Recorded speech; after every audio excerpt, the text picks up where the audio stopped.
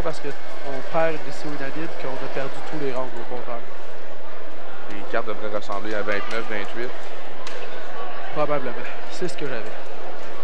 Alors, prochain combat de la région de Miclescu de Montréal. Non, la région de Montréal, Andrei Miclescu et un autre combattant de la région de Montréal. On est assuré d'avoir un doublé ici, Normand Kong.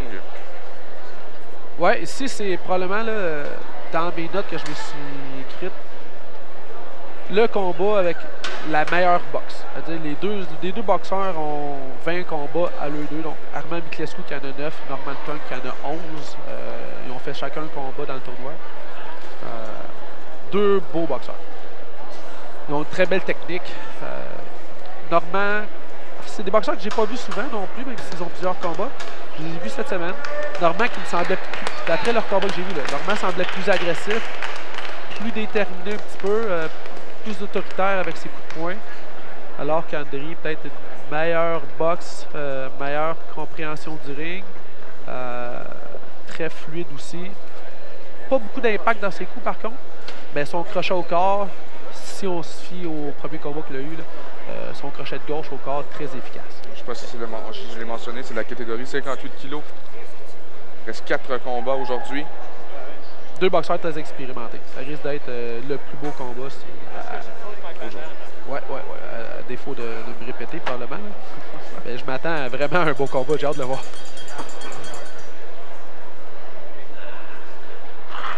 Là, on est en train de terminer justement ces derniers ajustements là, sur les équipements du boxeur dans le coin rouge, Andrei.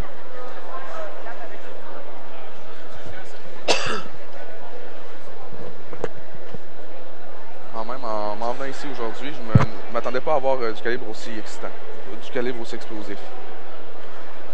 Toujours excitant la boxe. C'est...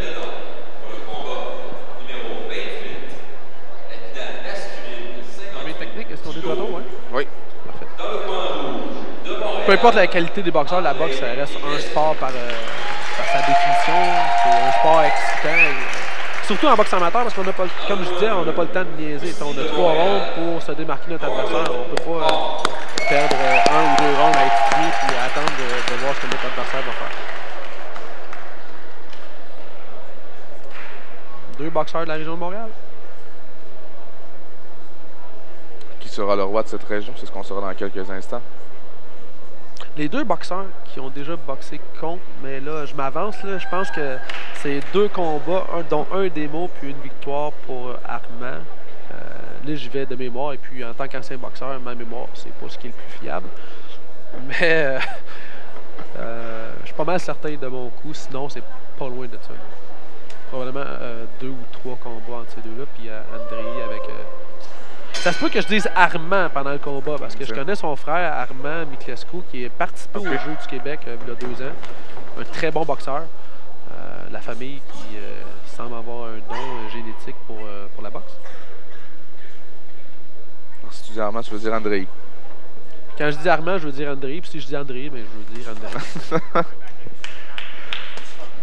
Donc Andrei, justement, avec sa longue portée, on voit style plutôt classique, on dirait à l'européenne. Les mains très hautes, il utilise la longue portée, puis recule dès que son adversaire met de la pression. À l'inverse, normalement, ce que j'avais noté, c'était, si je comparais les deux styles, un petit peu plus agressif. Mais pour l'instant, on ne voit pas. Les deux qui vont être un petit peu patients, parce qu'ils se connaissent. Hein. C'est deux boxeurs qui ont l'expérience l'un contre l'autre, sont justement expérimentés, puis une belle boxe des in and out. Justement, on voit Normand qui est très actif sur ses pieds, un bon rebond, capable de rentrer et sortir assez rapidement là, de la zone de son adversaire.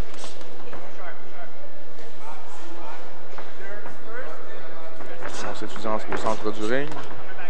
Le crochet de gauche d'Andrei qui vient de passer. Si j'étais normal, je devrais peut-être monter mes mains un petit peu plus, malgré que la hauteur des mains d'un boxeur à l'autre, c'est jamais la même. On doit être à l'aise avec la position qu'on a, là, avec le style qu'on a aussi. Il y a des boxeurs avec les mains basses qui sont très rapides, qui sont très efficaces défensivement, donc c'est pas nécessairement un critère de base, mais disons que des boxeurs novices qui débutent devraient normalement essayer de garder les mains les plus hautes possibles. Andrei qui reprend la distance avec son jab. Pour l'instant, c'est pas un combat très actif. Normand qui est capable de passer sa main droite par-dessus le jab d'Andrei. Difficile à juger pour l'instant. Je dirais qu'Andrei semble contrôler un petit peu plus l'action. Bonne combinaison juste avant cette cloche. Si je reprends un petit peu ma confiance en moi, oui, qui a été un petit peu mise en doute avec les deux combats précédents. Surtout les deux combats. J'irais avec Andrei pour ce round-là. Il semblait contrôler un petit peu plus l'action du ring, malgré qu'il n'y a pas eu énormément d'action. Il semblait être en mesure de calculer très bien la distance avec ses jabs. Belles actions. Normand n'aura pas le choix d'être, comme je le croyais, plus agressif, rentrer un petit peu plus rapidement, peut-être aller au corps pour revenir à la tête aussi, ce qu'on n'a pas vu vraiment. Parce qu'il est très agile avec ses pieds, Normand, donc il est capable de rentrer facilement, même si Andrei, j'allais dire Armand, mais même si Andrei a le bon jab, si Normand est capable de juste step in rapidement, descendre au corps puis revenir à la tête, ça pourrait créer de belles choses.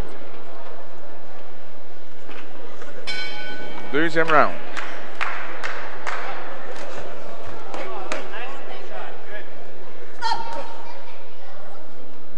Donc l'arbitre qui avertit Andrei de ne pas pousser. Andrei qui reprend son jab, le jab efficace. On n'a pas encore vu vraiment son crochet de gauche au corps. Là, il a essayé de le faire, mais ça a glissé sur la garde de son adversaire. Le premier round était plus tranquille, là, les deux boxeurs sont plus explosifs. Ouais, ils savent que le round a été serré et ils ne peuvent pas se permettre d'en perdre un deuxième.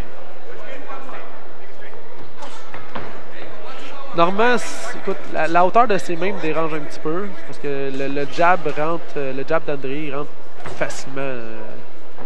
On voit que avec sa main, beau direct en ligne droite entre ses deux mains. Si les mains avaient été un petit peu plus hautes, ça n'aurait probablement pas rentré.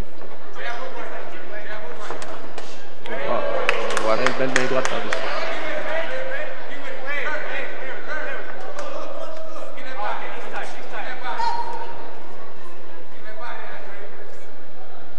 Andrei qui contrôle encore probablement la majorité des échanges. Bel uppercut au corps.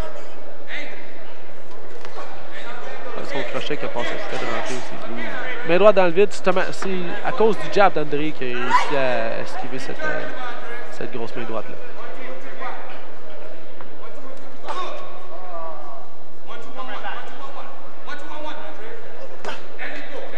Donc un combat qui fait contraste avec les combats précédents, donc où il y avait des boxeurs un petit peu moins expérimentés qui se lançaient à l'attaque sans cesse. Ici, c'est plus deux boxeurs techniques qui s'étudient sans arrêt, mais qui justement essaient de travailler en contre-attaque aussi. Donc un combat un petit peu plus niveau qualité du boxe, un petit peu moins agressif.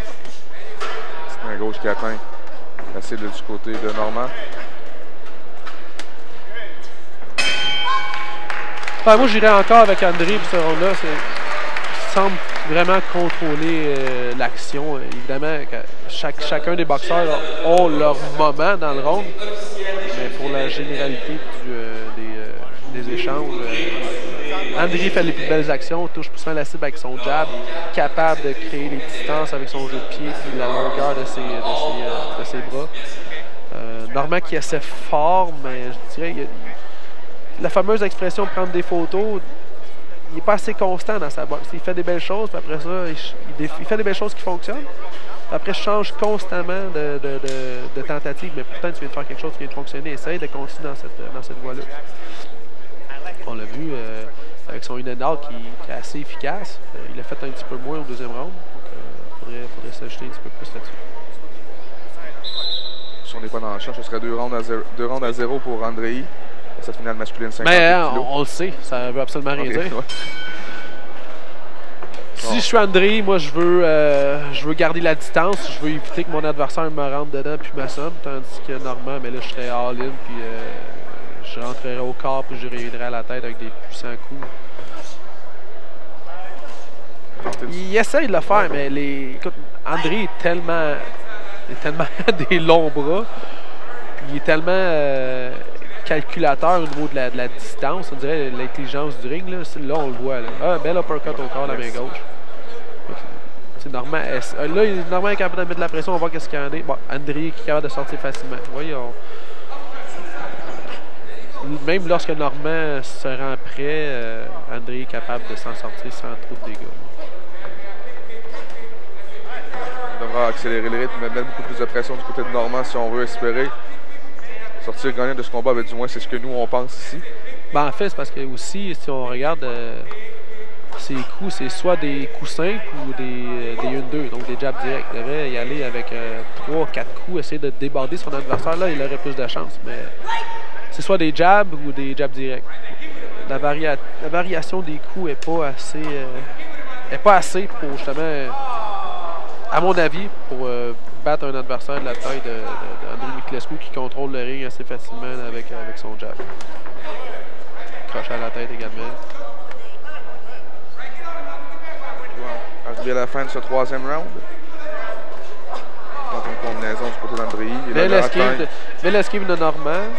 Une contre-attaque efficace aussi, mais vous voyez, mec, dès que Normand est capable de marquer 1 ou 2 points, Andrei fait tout de suite un pivot. S'enlève du champ de Normand, puis reprend sa place avec le jab. Efficace dans sa botte. Main droite. Normand qui connaît probablement ses meilleurs moments depuis les 20 dernières secondes. Il s'est dit, il faut absolument que j'essaie de l'assommer, sinon ça ne marche pas.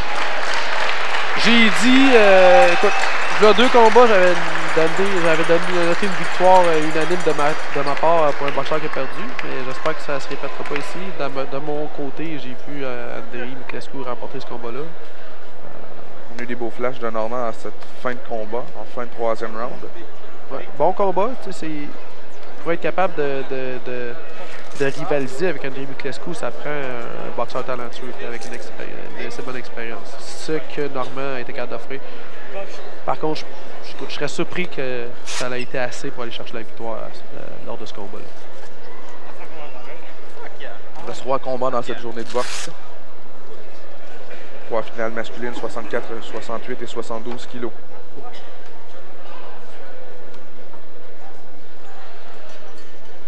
Donc, pas Normand, mais Andrei qui semble convaincu de sa victoire. Normand qui semble justement indiquer à son adversaire que lui aussi pense qu'il n'a pas la victoire, mais on ne sait jamais. Oui, on ne sait jamais, effectivement. Attendons voir la décision officielle. Qui sera faite dans quelques secondes. Les résultats pour le combat numéro 28. Gagnant de la catégorie 58 kg masculin. Médaillé d'or des Jeux du Québec par décision unanime. Du coin rouge de Montréal. Enfin! Enfin, j'ai un bon score. Alors, médaille d'or pour Andrei et médaille d'argent pour Normand, les 2 représentants de la région de Montréal. La médaille d'argent.